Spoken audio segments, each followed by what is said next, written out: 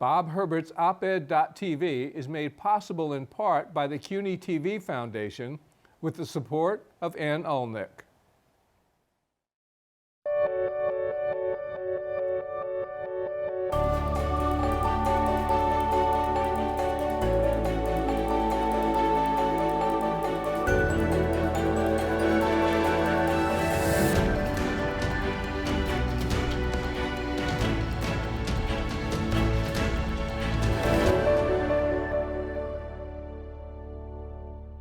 Hi, I'm Bob Herbert. Welcome to OpEd.tv. The general, almost universal feeling now is that it was a great thing when Jackie Robinson broke Major League Baseball's color barrier in 1947. But there were unintended consequences, which have been mostly lost in the unforgiving haze of history. We'll talk about those consequences with my guest, Andrea Williams, the author of a fascinating new book called Baseball's Leading Lady, Effa Manley, and the Rise and Fall of the Negro Leagues. Andrea, welcome. Thanks for doing this. I appreciate it. Thanks for having me. I'm excited to be here. I'm a big baseball fan and have been for a long time, and I thought I knew a reasonable amount about the Negro Leagues, but I did not know about Effa Manley. So let's start by you telling us who she was and giving us a little bit, just briefly, about what her life was like before she became involved in baseball. Yeah, Effa came of age. She was born in Philadelphia, graduated from high school there, and then moved to Harlem. So came of age in this really incredible time in the 1920s. Just this Black enclave. And she part of the thing that I think people find most interesting about her is her race. And so she was really fair skinned. She was a mixed race, but was really fair skinned. So she kind of got to live in between these two worlds. So she worked as a hat maker, she had a job that would have typically gone to a white woman, but then she comes home in the evening and is fully immersed in the Black community. She's modeling in fashion shows and doing all these incredible things and really getting close, the same way she grew up in Philadelphia with this Black family that was fully immersed in the Black community in Philadelphia. So she remains close to that community throughout her formative years. And she also gets really involved in fighting for civil rights for that community. So she actually helped to launch a boycott of a Harlem department store that wouldn't hire Black sales clerks, even though something like 70-75% of its sales receipts came from that community. So that boycott, I'm sorry to interrupt, but that boycott was a big deal. It was a really big deal. It was a really big deal. So, and that when we fast forward and see her in baseball and working as, the owner and business manager of the Newark Eagles, and then also playing a really big role in the operations of the Negro National League, of which this team was a part, she really is using these skills that she kind of honed as she developed this boycott, as she, sat across the table from the owner of this department store and said, well, if you don't hire, these Black girls as sales clerks, what are they going to do? Become prostitutes? So she is becoming the Effa that we see later, who is standing up, who is willing to go toe to toe with Jackie Robinson when he crosses over and starts playing for the Brooklyn Dodgers, and then decides to take to the pages of Ebony magazine to bash Black baseball.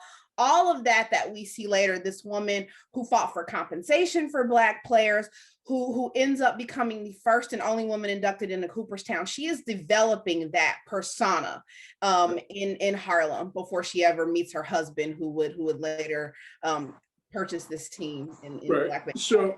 So you've set the scene for us. We're back in the 1920s, but tell us a little bit now about what the Negro Leagues were like. What kind of structure was it? They were almost always struggling. What was the ownership like, and what was life like for the players in the Negro Leagues in those days? Yeah. So Black people always played baseball, from the beginning of its kind of rise in popularity in this country.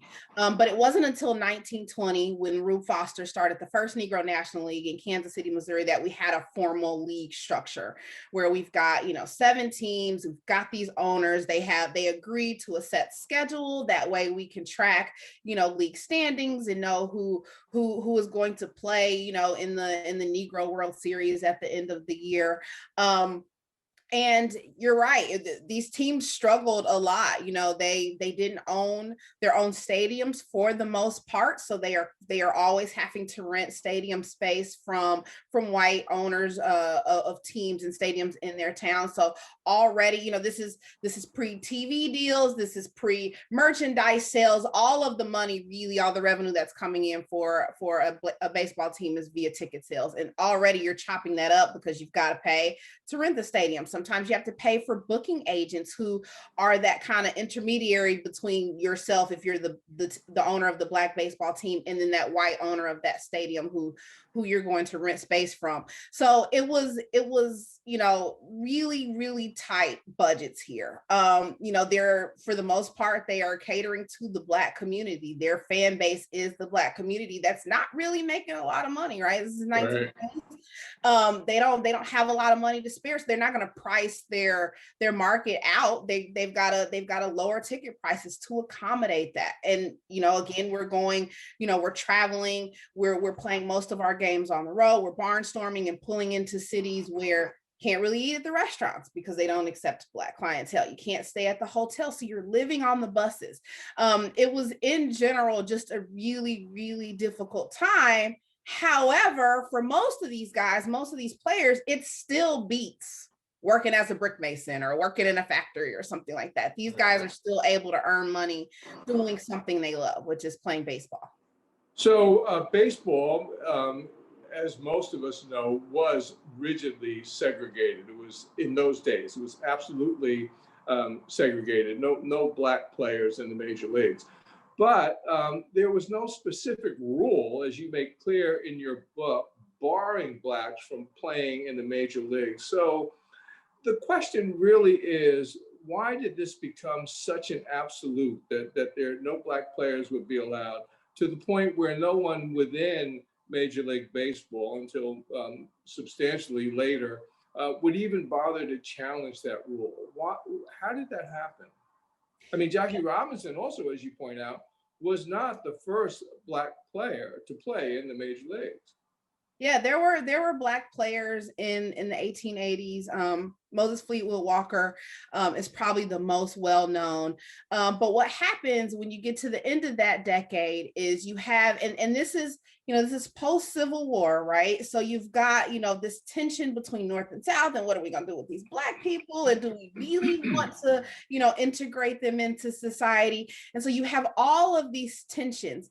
And in the Northeast, where baseball is really the most popular, where you see a lot of these teams, there are instances of Black players on white teams. But as we proceed forward, you start to see players, including Cap Anson, who is probably most known as the guy who kind of forces the hand of the league in which he was playing, and is saying, I'm not going to take the field anymore with any Black players. They are essentially setting the tone. And because Cap Anson, when he makes this declaration, is one of the league's biggest stars, everybody kind of capitulates to that.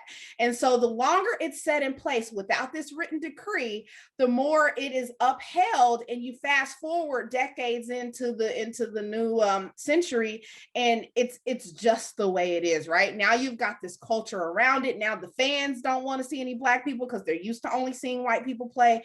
You have this environment that is just solidified, that is calcified, that makes it that much harder for anybody else to say, actually, we should do a new thing. Like, I live in Nashville and I cover country music, and we see the same kind of thing. Like in the 1920s, we have this hard line drawn when we start talking about separating musical genre. Southern music is now Black race records and white hillbilly music. The music is the same. In the same way that white people and Black people were playing the same sport, we have these racial lines begin to be drawn.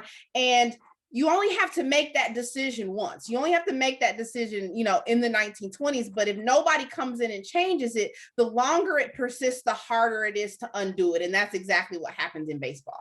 Wow. So, as we pointed out, it was kind of a rough life being part of the Negro Leagues in those days. The owners were struggling financially. The players were dealing with the conditions that you've just described. And it was kind of a rough and tumble atmosphere. And most people thought that this was not a great place for a woman. So how did Effa Manley become so involved in this scene that you've written this book about? Yeah, well, she married a guy who loved baseball and wanted to own a team. He'd actually already purchased a team in 1929, and that team fell apart pretty quickly because of the Great Depression. But excuse me, his name was Abe Manley. Abe Manley, yeah. Yes, Abe Manley. And I fully believe that he decides to give it another go in terms of purchasing another team because he just witnessed Effa lead this boycott, and he's like, okay, she can handle her business. Okay. So he's the guy, like he is a baseball fan through and through. He's jumping on the bus with the guys. He's going out on the barnstorming trips. He's originally from Virginia and had moved up north, but he goes back to Virginia regularly and other places throughout the South to scout for new players. He, in the process of all of that, is essentially leaving Effa alone in the office. And it's just kind of like, figure it out. So she figures it out. And because she is so focused on pushing her people forward, again, she cares so deeply for Black people, she starts to figure out really early how she can use that team that she has as a platform to push forward the Black agenda, to fight for her people's civil rights. So she's hosting anti-lynching protests at the stadium. She's raising money for the local chapter of the NAACP. She's got a youth program where Black kids that live around the stadium can come to games for free and can meet their favorite player. All of these things that she's doing before, the community relations department that every team has now is commonplace. She is the one woman, she's the general manager. She's doing all the player contracts and negotiations. She's doing the community relations. She's doing the PR and media relations to make sure that everybody knows the great work that her team is doing. She's also really, really competitive. So she's making sure that she assembles a team that will actually win ball games. And that team is the Newark Eagles, which was one of the really big and famous teams in the Negro Leagues. I mean, I remember reading a lot about the Newark Eagles, and it's pretty clear that since I read a lot but didn't know about Effa Manley, that she wasn't getting her due. So it's really good that you're doing that in this book. Now, the Negro League, so they were already struggling in the 20s, then the 30s, and the Depression comes, which makes it even more difficult. But their fortunes changed in World War II. So in the early 1940s, for a variety of reasons, the teams begin to prosper more than they had, and the leagues were very popular. So there was a lot of hope that went through the leagues. And then Branch Rickey reached out for Jackie Robinson. Tell us what happened. Yeah, I mean, it is the perfect setup because this is the moment where all of the things, all of the money invested, it is all coming to a head, and the Black owners are excited. The second Negro National League that F is a part of was started in late 1932. They played their first season in 33, but it was a struggle bus like the whole time, no doubt. And so now there is excitement, not just to finally get a return on the $100,000, that they've invested, but also because yes, they, their community, this is all about the community now, they are getting jobs because of the war effort. They're able to come, and purchase tickets to multiple games. So now the owners are able to raise, ticket prices a little bit more. We are really in the golden era. And yes, at the same time, while the war is creating this kind of moment of prosperity for Black teams, it is tearing apart white teams. A lot of the stars are shipped overseas. They have to go fight.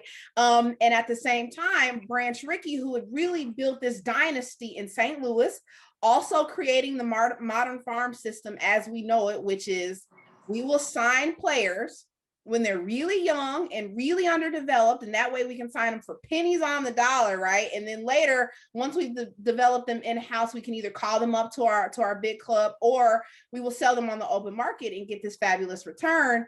He is now in Brooklyn. And so he is trying to replicate what he built in St. Louis with the Brooklyn Dodgers. So we've got this confluence of things, right? We've got the prosperity of the Negro Leagues, which again, they've been losing money all this time. So they're trying to hold on tight now. We've got the war effort that has kind of, torn apart a lot of white teams. And we've got Branch Rickey, who needs to rebuild and who has built his entire career on the premise of building teams by spending very little money.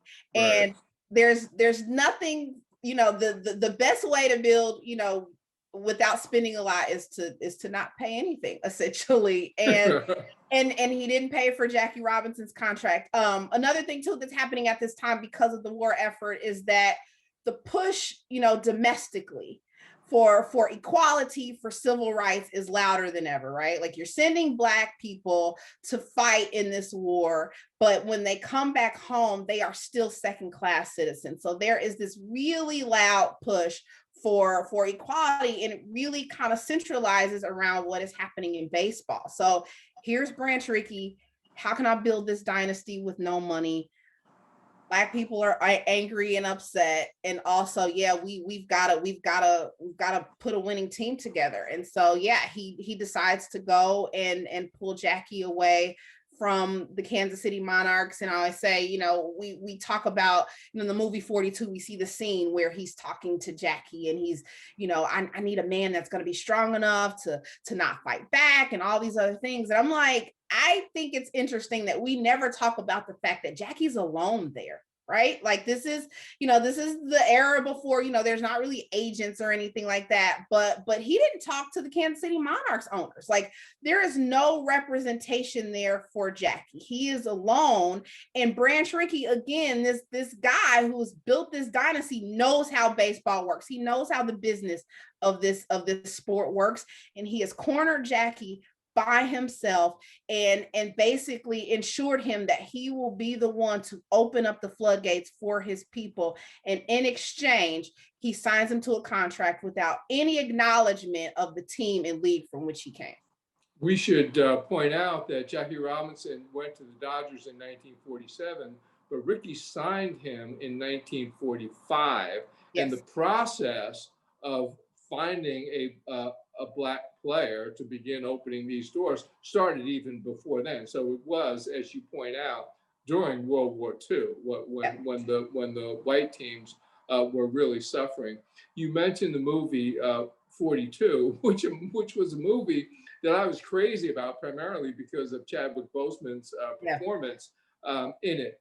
But Harrison Ford played Branch Rickey, and he portrayed him, or the script portrayed him as this almost saint-like figure. I mean, oh my goodness.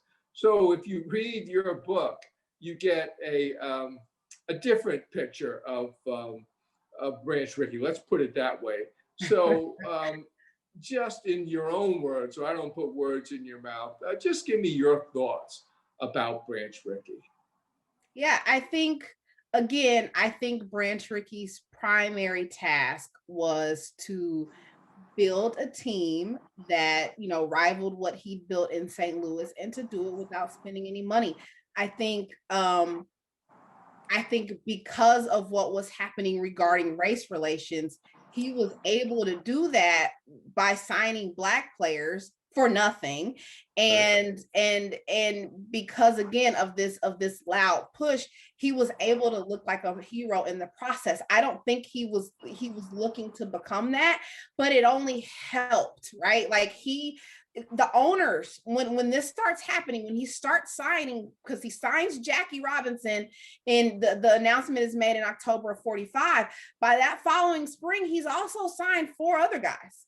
Right. The owners are already like, yo, something, this is not going to bode well for us. But again, because of everything that is happening in society, they can't really say anything, because most of the Black community, certainly all of the Black press, they are fighting for this thing. They are fighting for integration. They think this is the win that we need.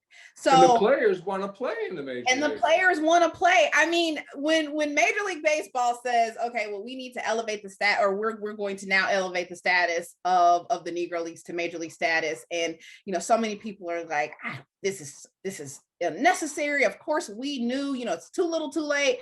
We knew all along. And I'm like, did we though? Because if you look back at history, there were plenty of Black players who wanted nothing more than to get the heck away from the Negro Leagues. And that includes Jackie. Jackie. There were some other players, Johnny Wright was a pitcher who actually played with Jackie in Montreal. He ends up coming back to the Negro Leagues after that. It wasn't for him. He's like, I don't understand the point of this, right? Like, I'm not making, significantly more money, and I'm having to deal with all this stuff. I can't even be around my people.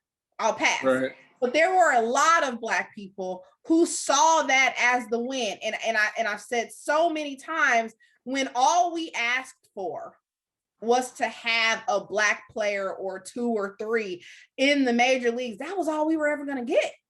That was the extent of our fight. And that's exactly what we got, and nothing more. So in any event, by the early 1950s, at least, the floodgates were opened. And Effa Manley's team, the Newark Eagles, along with the other Negro League teams, went into a precipitous decline. Just very quickly tell us what that decline was like, and a little bit about how fast it occurred. Yeah, it actually happened pretty even faster than what you suggested. By 48, Jackie's first season with the Dodgers is 47. By the end of 48, Effa and Abe are out of baseball. They sold their team that quickly because they didn't have the ticket sales anymore. Again, ticket sales are the primary revenue driver. They don't even get to keep all the money, again, because of stadium rentals and all of the other expenses that come with running a team. At this point, because of the war effort, where they had all this money coming in, the war effort pre-Jackie, they have all this money coming in. Well, they're paying their players more because they have more money, right? And now that immediately really is, particularly for teams on the East Coast, those Negro National League teams, the Negro American League teams that are operating primarily out of the Midwest, Kansas City and Chicago, they are able to hold on a little bit longer because they're not really in Jackie Robinson country. Right. But on the East Coast, it happens quickly. Black fans who maybe can't go to 2 baseball games on Saturday night, they're going to see Jackie. They're not going to see all these other Black people that didn't get the call. So they're going to Brooklyn. They're not going to Newark.